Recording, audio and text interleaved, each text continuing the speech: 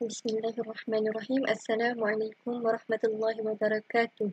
Nama saya Khairunisa binti Cik Noh dari kelas PI SMP PI 1619.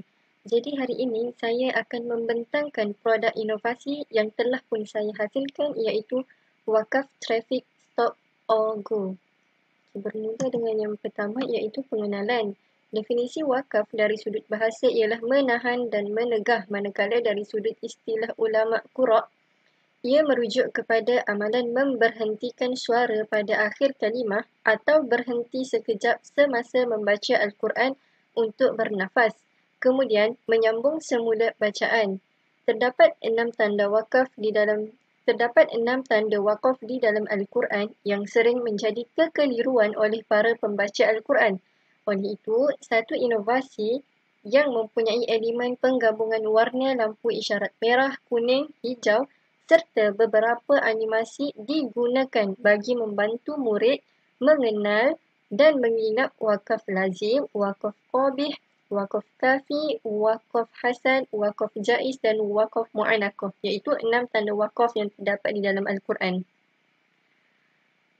Jadi seterusnya, rasional inovasi digital ini dihasilkan. Inovasi digital wakaf traffic stop or go ini bertujuan membantu murid mengenal pasti tanda wakaf yang terdapat di dalam Al-Quran, mengetahui dan mengingati cara bacaan tanda wakaf tersebut serta dapat mengaplikasikannya ketika membaca Al-Quran. Hal ini kerana sebagai bakal guru pendidikan Islam sudah menjadi kewajipan serta tanggungjawab untuk memastikan murid-murid Islam dapat membaca Al-Quran dengan tajwid yang tepat. Oleh itu, penguasaan wakaf ni adalah salah satu kemestian untuk memiliki kefasihan membaca Al-Quran. Menurut Hasan et al. 2017, kesalahan dalam wakaf dan ibtidak memberi implikasi negatif kepada penyimpangan makna pemahaman Al-Quran yang sebenar.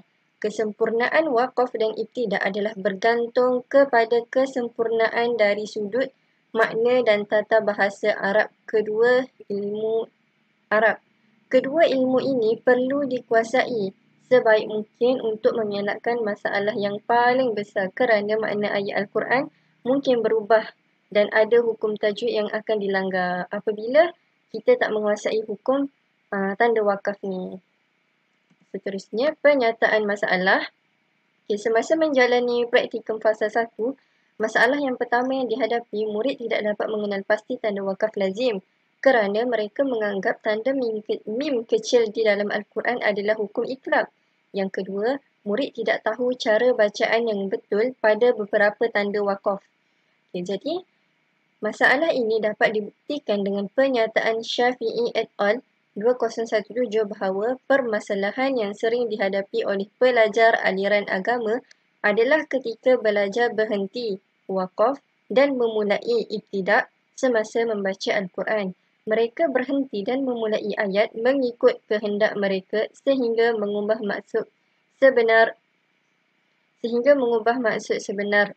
Nur Ai Muhammad, Faizul Zamri dan Muhammad Nazri 2017.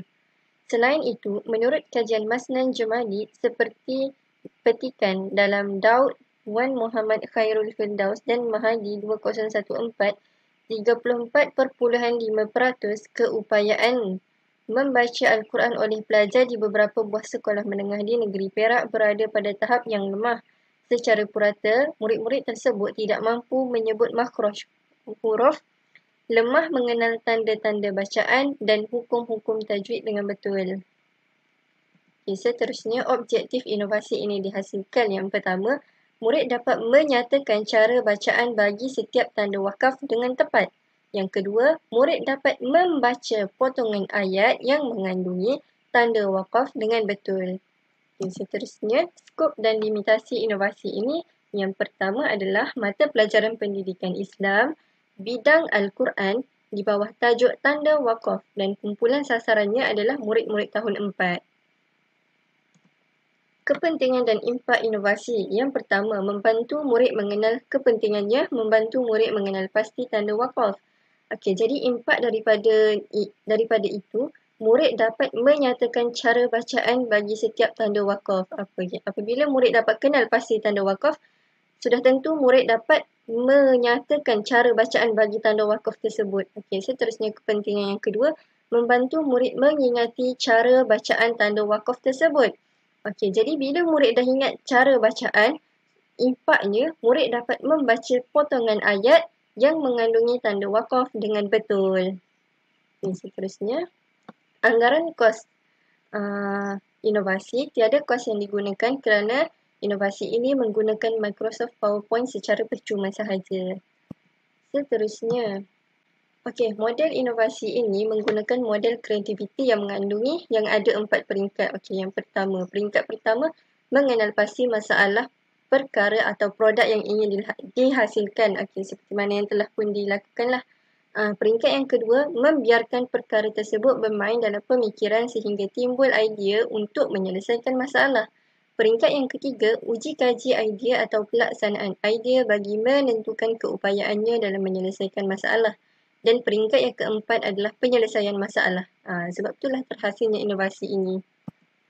Jadi cara penggunaan inovasi. Inovasi yang saya hasilkan ni adalah slide interaktif.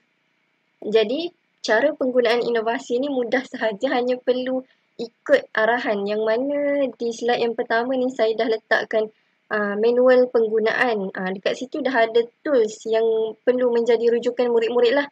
Kalau anak panah kena tekan, kalau nak ke slide seterusnya tekan anak panah dan sebagainya. Dah ada tools dekat situ. Dan di setiap slide ni dah ada arahan ataupun apa yang perlu murid-murid lakukan. Kiranya sangat mudah untuk murid-murid menggunakannya. Seterusnya adalah maklum balas. Yang pertama, inovasi yang sangat menarik dapat membantu murid menguasai hukum tajwid berkaitan tanda wakaf dengan cepat dan tepat. TV 10 Disember, Temubual 10 Disember 2021, Nur Ain Fatihah binti Zul Azman. Yang kedua, inovasi yang dihasilkan dapat menarik minat murid untuk belajar. Terdapat pelbagai visual dan audio yang memudahkan murid faham. Temubual 11 Disember 2021, Nurul Husna binti Mustafa. Yang ketiga, tahniah, projek yang sesuai digunakan untuk murid tahun 1 hingga 6 kerana sangat mudah difahami.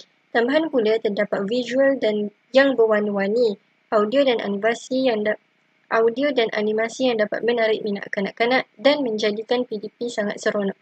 Temubual 14 Disember 2021, Nur Haifah Atirah binti Muhammad Asri. Seterusnya yang keempat, idea inovasi yang menarik, gamifikasi pengukuhan juga sangat kreatif dan membantu murid lebih faham serta menarik minat murid. Temubual 15 Disember 2021, Nur Afifah binti Ismail. Yang kelima, terbaik, semuanya lengkap dan mudah difahami. Temubual 15 Disember 2021, Nurul Hanan binti Ahmad Umar. Dan yang terakhir, penghasilan yang mantap, tahniah. Temubual 15 Disember 2021, Khairul Safwan bin Cik Nur. Seterusnya, pembuktian pencapaian inovasi. Jadi kalau tengok dekat sini, yang sebelah kiri tu adalah sebelum menggunakan inovasi dan yang sebelah kanan tu adalah selepas menggunakan inovasi. Jadi ada dua pencapaian yang saya dapati. Yang pertama, jumlah murid yang dapat menyatakan tanda wakaf dan fungsinya. Jadi kalau kita tengok yang pertama, yang warna merah jambu. Merah jambu yang gelap sikit. Yang kemerah-merahan tu. Jadi untuk sebelum menggunakan inovasi, saya dapati hanya 12 orang murid sahaja yang dapat menyatakan tanda wakaf dan fungsinya daripada 34 orang murid. Berbeza dengan selepas menggunakan inovasi, saya dapat 30 orang murid yang mampu menyatakan tanda wakaf dan fungsinya. Seterusnya yang kedua, yang warna merah jambu ke purple sedikit tu, jumlah murid yang dapat membaca potongan ayat yang mempunyai tanda wakaf. Jadi sebelum menggunakan inovasi, hanya 16 orang murid yang dapat membaca potongan ayat yang ada tanda wakaf dengan betul. Berbeza dengan selepas menggunakan inovasi, saya dapat 31 orang murid yang berjaya baca potongan ayat yang mempunyai tanda wakaf dengan betul. Jadi seterusnya kesimpulan. Secara keseluruhannya, produk inovasi yang dihasilkan ini dapat membantu murid mengenal pasti tanda wakaf, mengetahui cara bacaannya serta dapat mengaplikasikan dalam bacaan Al-Quran secara bertajwid. Alhamdulillah. Okay, jadi di samping itu diharapkan bahawa inovasi ini mampu menjadi pencetus kepada minat murid untuk mendalami ilmu tajwid agar lebih fasih membaca Al-Quran di masa hadapan. Okay, ini adalah rujukan. Sekian sahaja pembentangan saya. Sekian, terima kasih.